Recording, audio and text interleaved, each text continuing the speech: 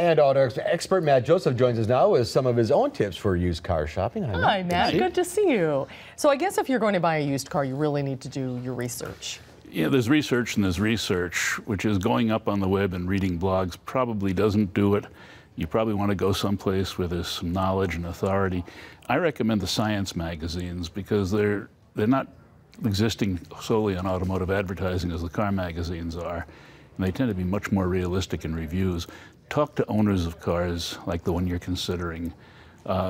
Nothing wrong with reading the blogs, but I wouldn't take anything on the internet as the last word. And used car prices are inflated now because there's been so few trade-ins, so maybe a new car, used car, that gap isn't as far as it used to be. We keep seeing used cars that are sort of tickling the underbelly of new car prices. Drop a few options, you know, the nav system, which you really don't want because you can buy your own cheaply. And they're just not such a great deal. Now, used car prices are projected to fall between now and January because new car sales are better. But generally speaking, you have to look at the rationality of taking the risk on a used car. This depends on how risk averse you may be versus buying a new car with a full warranty.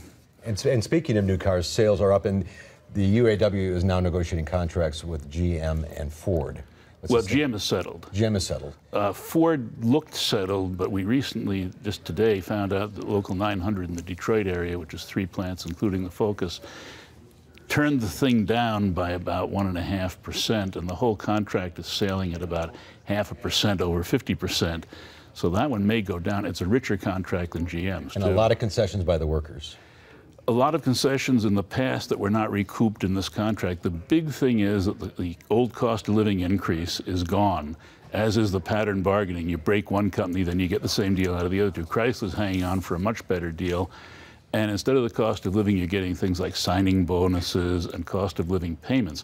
But the next negotiation cycle in 2016, you don't have the base pay up. You got to go back to the old base pay and negotiate yet more increases. Different times indeed. Matt Joseph, thanks for being with us today. Good advice. Always Thanks, a pleasure. Matt. Good to see you.